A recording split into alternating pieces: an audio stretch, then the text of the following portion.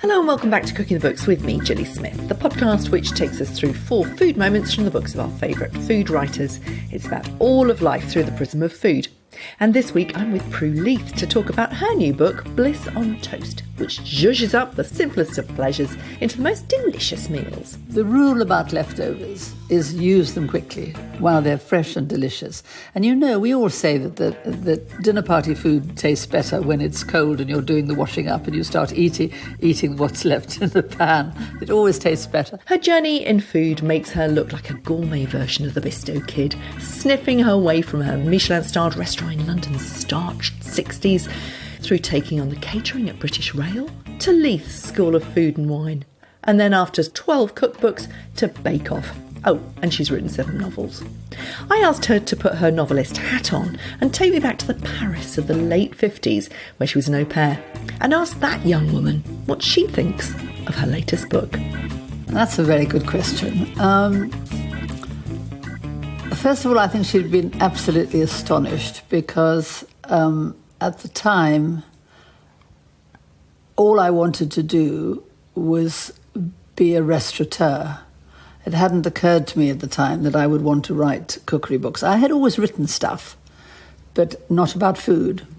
And so I think the very thought of any book at all about food would be astonishing. What I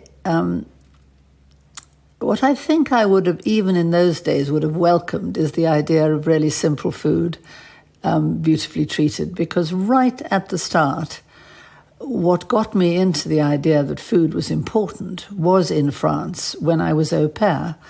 And the woman I worked for, the madame of the house, treated food so seriously. She bought the best she could in the right shops. You know, she'd go to 3 different shops for the bread, croissant in one, baguette in another, cake in a third, when she could have bought them all in one shop, but she always went for the best.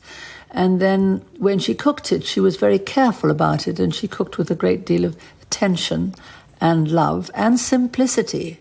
And refused to let you cook for the kids. Yeah, well, absolutely, because I spoke English, and for her that was a guarantee that I'd ruined the food. And she's probably right. I mean, I would have, because I knew nothing about food. Well, we'll talk a little bit about your background or your growing up in Johannesburg in South Africa. But I just want to go into that world of 1950s. I mean, you know, I'm still thinking of Audrey Hepburn. But what was it like for you as a really young woman, straight from South Africa, wasn't it? And it suddenly arriving in Paris. You were at the Sorbonne? I was at the Sorbonne, yes. The chief thing that I found absolutely remarkable, and this will sound ridiculous to anybody growing up today, is that because I'd been brought up in apartheid South Africa, which was an iniquitous regime, where black and white just did not mix. I mean, you had white people had black servants, but they never shook their hands. I mean, my family was fairly liberal, in fact, very liberal. My mother campaigned against apartheid, which meant that I could, I could hug my nanny, and I absolutely remember how delicious it was to be held against her. She wore a white apron, and it had sort of guipure lace shoulder frills, you know.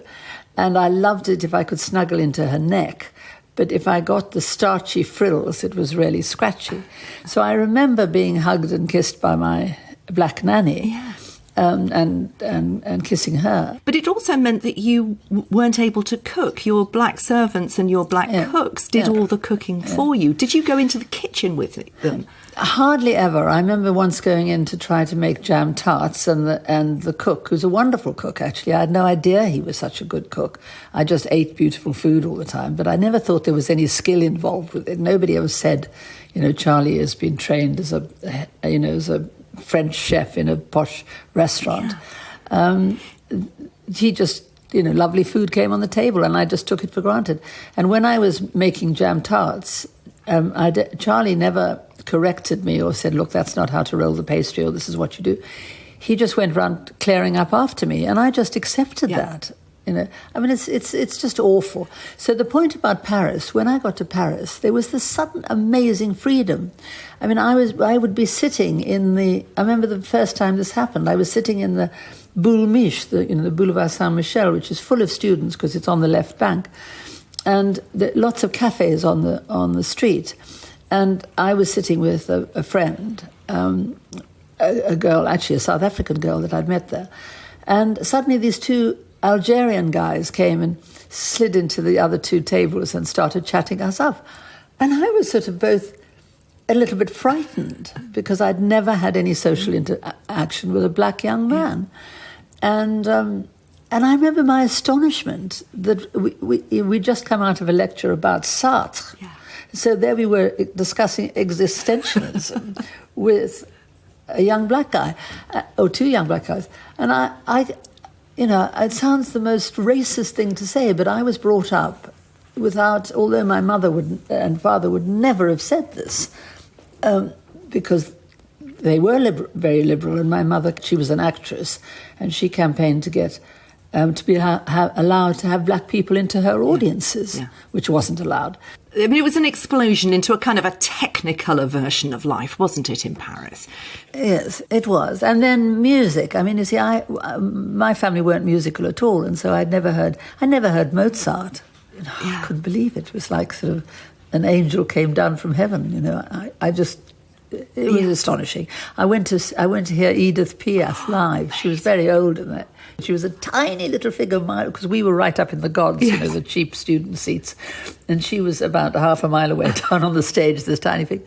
But to think that I was in the same theatre as Edith Piaf was amazing. And it's those sort of visceral memories, isn't it, that kind of coalesce. And when you're having this new experience of food at home with your au pair family, and you're seeing stuff on the streets, it all comes together, doesn't it? And it sort of explodes this idea. The thing that I love is always the simplicity, the combination of good ingredients, not too messed around. I mean, I remember thinking that they're not very good anymore, I must say, because the quality of the bread in Paris, or in France generally, is not as good as it used to be, except obviously if there are artisan bakers and so on, you can get great bread. But sandwich jambon, which is ham sandwich, was the most divine thing because it was really crusty, fresh. The French never eat bread the second day. It's always toasted as a tartine. You always have very, very fresh bread. So crusty on the outside, soft in the middle, very good butter. All the French butter was always excellent. And delicious ham. And that was it. And that was it. There was no mustard on it, and just butter, ham, and bread. God, it was gorgeous. I remember it well. I was also a 17-year-old au pair on the Boulevard Saint-Germain, and I did a course at the Sorbonne. I wasn't studying existentialism at the Sorbonne, but I was having pretty much the same experience. No, I'm sure you were probably doing exactly the same course as I was. But you moved from France to England. Which seems a kind of an odd thing to do when you've just experienced this explosion of food. Not really, because my family's... I had lived in England between the ages of 6 to 9, and we'd lived with a family that were very close to my mother's best friend and partner in the theatre. And so the natural thing was to go to London because I could be looked after a bit, and because I'd have friends. And we also had lots of other friends in England. And our connections, partly because of my mother's theatre, but also because my father was employed by ICI. So, there were lots of connections in London.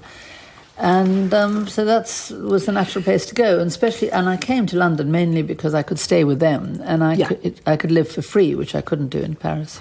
But it was there that you decided to do a cordon bleu course. Was that directly as a result of what you had felt about this awakening in France? Yeah, absolutely direct. I mean, I had gone thinking that I'd gone to Paris because I thought I'd end up I wanted to be a translator for the United Nations or something, so I could travel all over the world. Me too. And that was my little plan. But when I got to Paris and fell in love with food and realised, frankly, that it was a proper profession and that, you could learn it. I mean, I don't know what I thought. I just didn't think about cooks. I just thought they were, rather like street sweepers. They were just there. And so as soon as I realized that there were courses, so I tried to get into the Cordon Bleu in Paris, but it was much too expensive. And so then I thought, well, if I come to England, I can live with the Krugers, and I can learn to cook. And because I wanted a restaurant by then, I wanted a sort of a restaurant like the ones in Paris, which was sort of dives underground, where lots of students went with check tablecloths and very cheap food, but wonderful food, big cassoulets and things like that. And but of course you can't make any money in that kind of restaurant, so I changed my mind. Well, of course, and in fact, we're going to come to your a story about Leith's restaurant, which you opened in 1969 and which lasted until 1995, a little bit later, in your second food moment. But first of all, in your first food moment, let's just revisit Johannesburg to give us an idea of how you felt about food. You'd never cooked, as you said. You were going shopping in the city with your mother for school uniform when you discovered this first food moment, the anchovy toast with pear pickle, which you've put in your book, Bliss on Toast. Tell us about that moment. Well, it's ridiculous. Anchovy toast was something, I don't know whether it was the same in England, but it was tremendously popular at one time. And we often had it in the morning with a cup of coffee or, for a little snack, rather like people have toast on Marmite. and it's just toast. It's just buttered toast, hot, with a little bit of squashed anchovies really on top. And I love the stuff. And we went to the first Italian cafe that had opened in, Italian in the sense that it had an Italian gaggia. Coffee machine, which hissed and had those. I remember that it had those sort of green, heavy porcelain cups upside down on top of the gaggia machine. Do you remember? It made the most delicious coffee. And so I hated shopping, and my mother, and especially buying school uniforms, which was all boring grey jumpers, grey socks, and so. When I got through the school uniform shop, then my mama would take me to this cafe for a cup of coffee.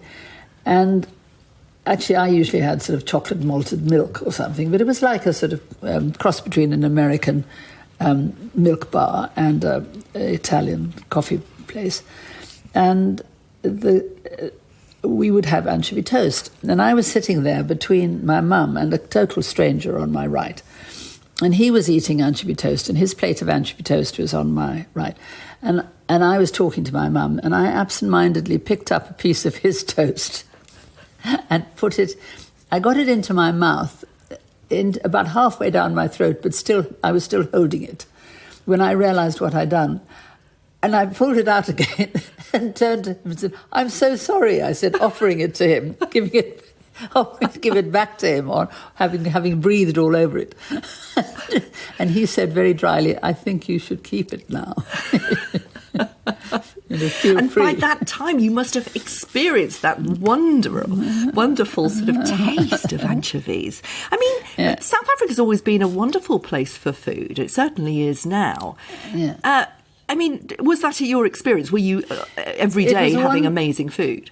Well, we did have very good food, mainly because Charlie was such a good cook. My mother was a terrible cook. She couldn't cook anything. I remember her making marmalade and burning it, and the whole house smelling of sort of burnt marmalade. Even the curtains smelt of caramel, But out on the streets, I meant, when you're sort of walking around, was the sort of the vibe of a sort of an abundance of good food? Well, no, I wouldn't say there was an abundance, but we did have, because the ingredients were good. I mean, the main street food in South Africa probably still is barbecued maize, corn on the cob, mealies, and fresh mealies barbecued. There's nothing like it. And the smell of it is divine. And if you put a bit of salt and butter on it, it's just fantastic. Yeah.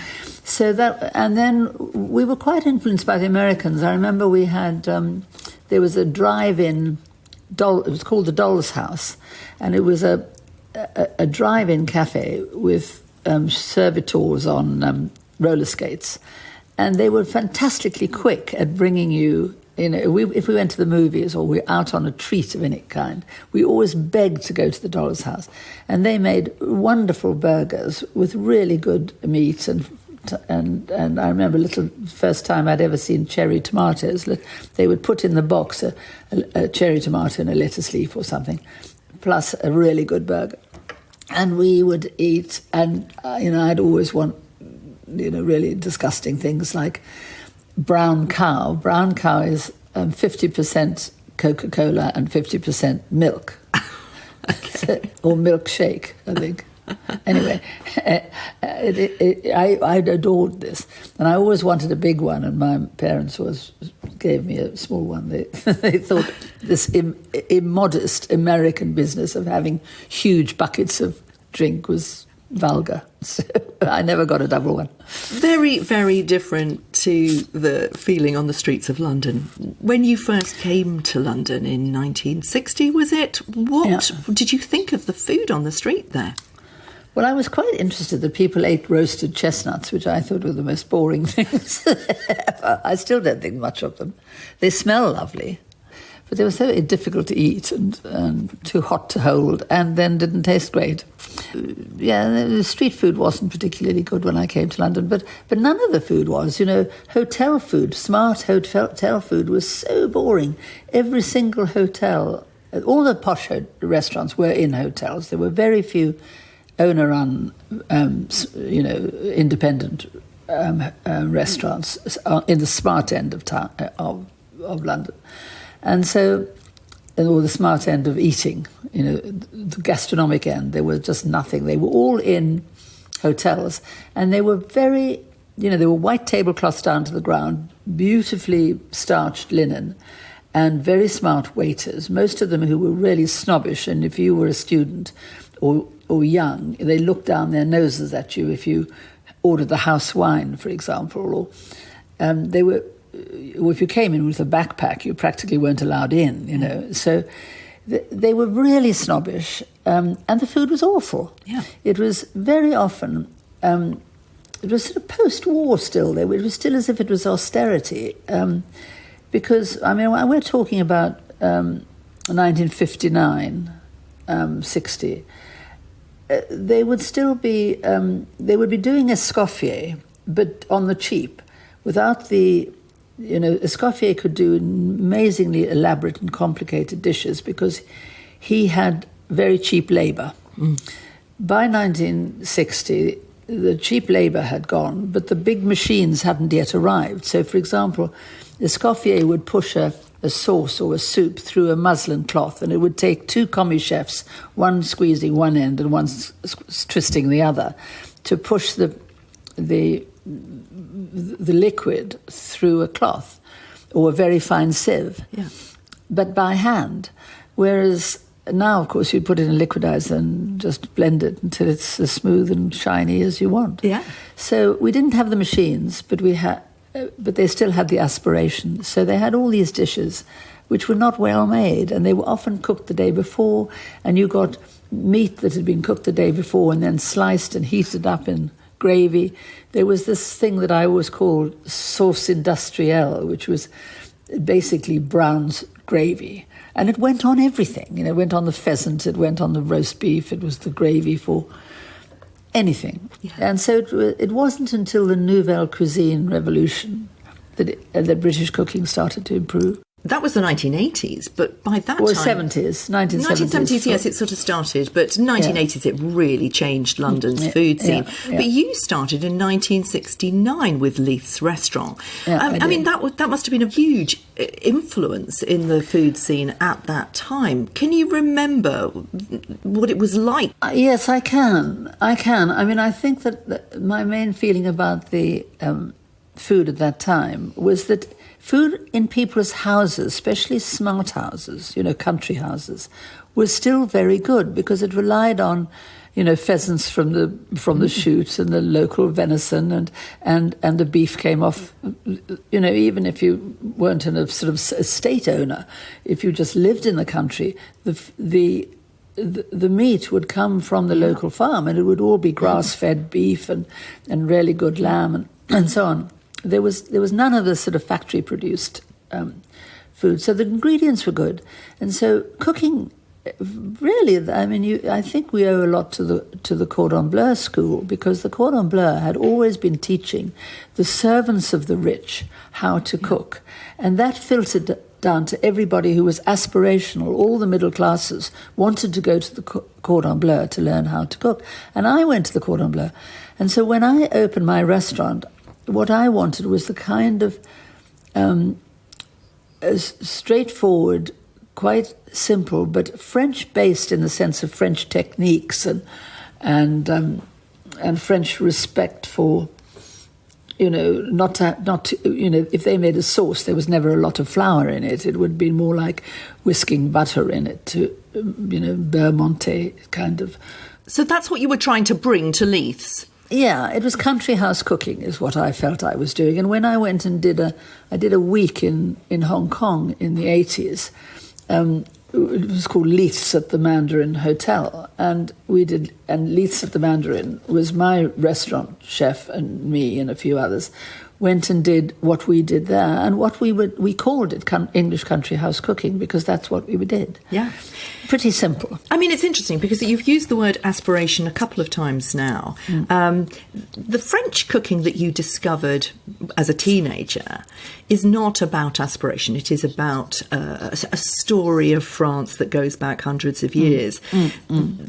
I've always thought that good food in Britain is absolutely about aspiration, and there's nothing wrong with that. I think there's a power behind aspiration. If people want to cook because it's more cool to be able to cook well, great. That helps us all, and certainly with young people wanting to learn to cook, great, aspire to be cool and cook well.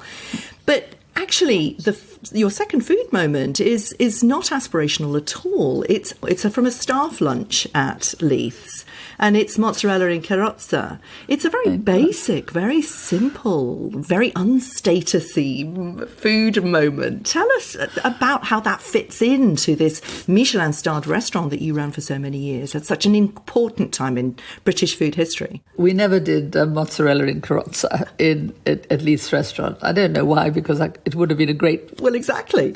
It would have been a great... But the trouble is, it's quite a hefty, delicious, irresistible... If you had it as a first course, you wouldn't be able to eat anything else, really. And I sort of feel a cheese toastie in a smart evening restaurant wouldn't be what people want for their main course. Cheese a bit indigestible. I don't think it would have worked.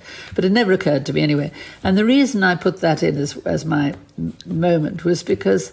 Again, it's such a simple thing: good cheese in good bread, but it's a fried toastie.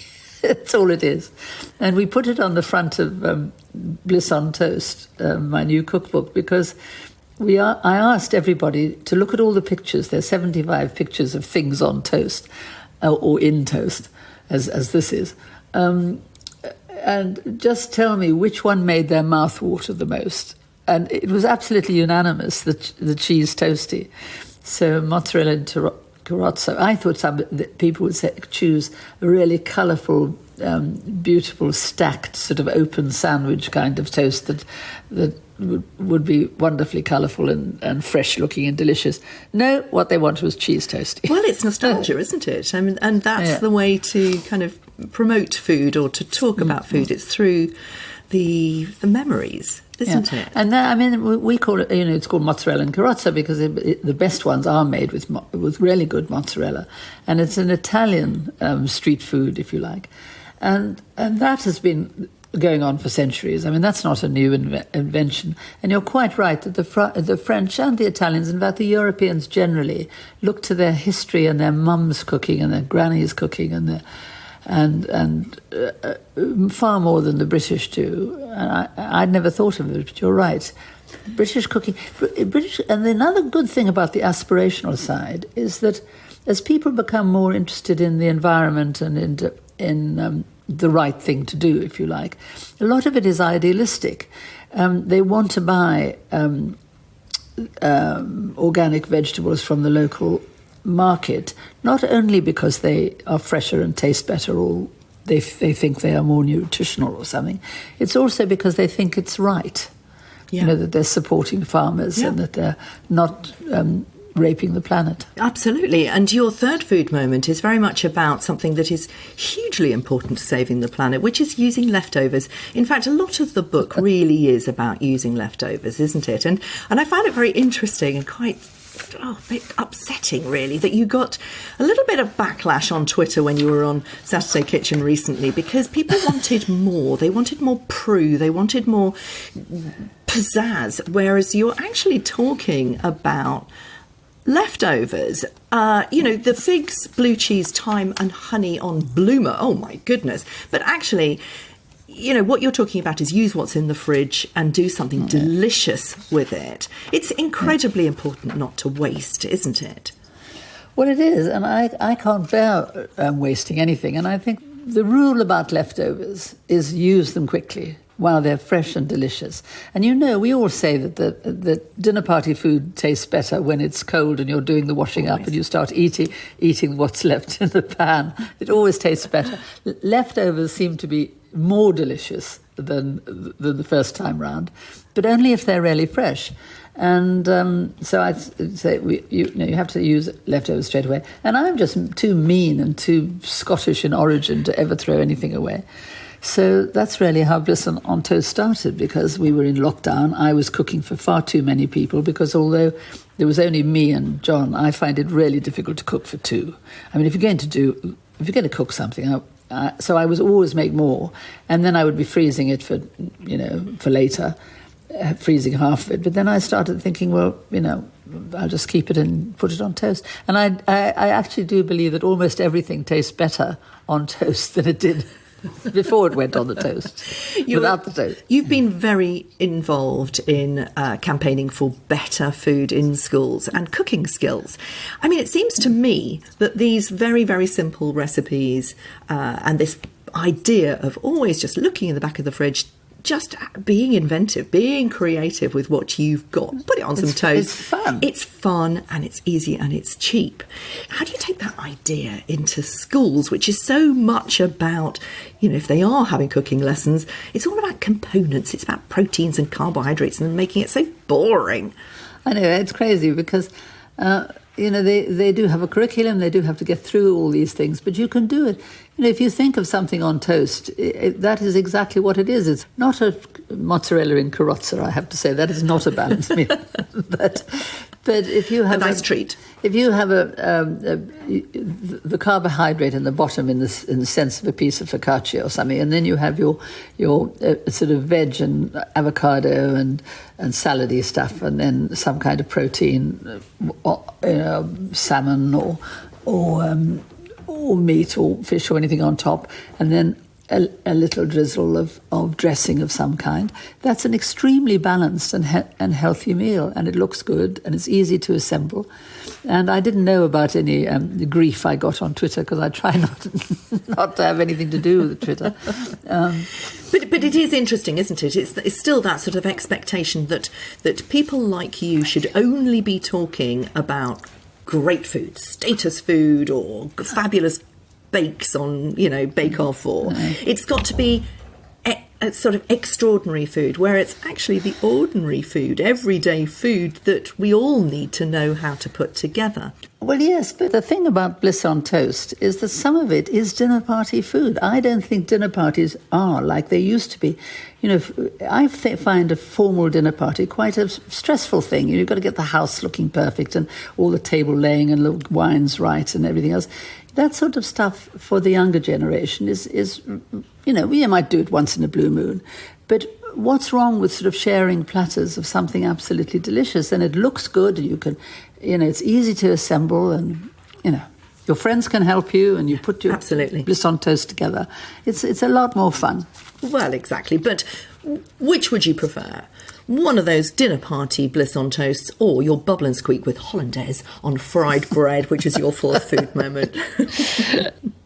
One of the lovely things about this recipe, if you can call it a recipe, because it's just more leftovers, isn't it, put on bread, is it's old-fashioned nursery food, as you say. Oh, well, I think a good bubble and squeak has everything. It has texture because if you fried it right, the potatoes will have a little bit of, they'll have a little of that buttery crunch in it. If the bread's good, if the cabbage is fresh. I mean, what you don't want is 4-day-old cabbage that's been sitting in the back of the fridge, chucked into it. You have to have sort of fresh ingredients. And who doesn't like a good bubble and squeak? Now, I have to tell you that I've spent the last 6 months doing the Leiths Essential online course. I'm one of the first to do the app. And I'm just about to go into the assessment, which I'm absolutely terrified about. Oh, I'm so impressed with you. Well done. Well, I've been cooking all my life and, really enjoyed cooking. But I have to say that, firstly, it's taught me a lot of skills. But secondly, and most importantly for me, it's taken me right back to the way that my parents cooked. Yeah. My mother learnt to cook back in the what would have been early 50s, I suppose. Yeah. And she taught my father, who was a real foodie. And so I've grown up in a house of flashing knife skills and mise en place. So now you can do all that? I dumped that the minute I left home, of course. But that hollandaise sauce that you talk about in the Bubble and Squeak was one of those ta-da moments. I hadn't actually managed to make the emulsion very well, but I put it in the fridge afterwards, and I had some friends over for the weekend, and I put some on their poached eggs on the Saturday morning. The place was absolutely silenced by this hollandaise.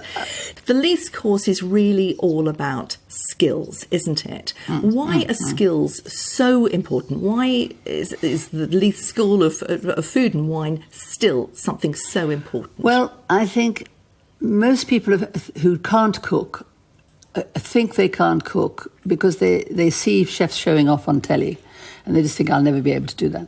And when they learn that actually none of these things are difficult to learn and they are hugely satisfying, the feeling of confidence and if you know how to use your knife and it works, then suddenly you think, oh, this is quite fun. This is not something nervous to make you nervous. So it's really about building confidence and enthusiasm for the subject. And I must say, Leiths is now 48 years old, and I still think I can say this now because I don't own it anymore. It is the most fantastic school.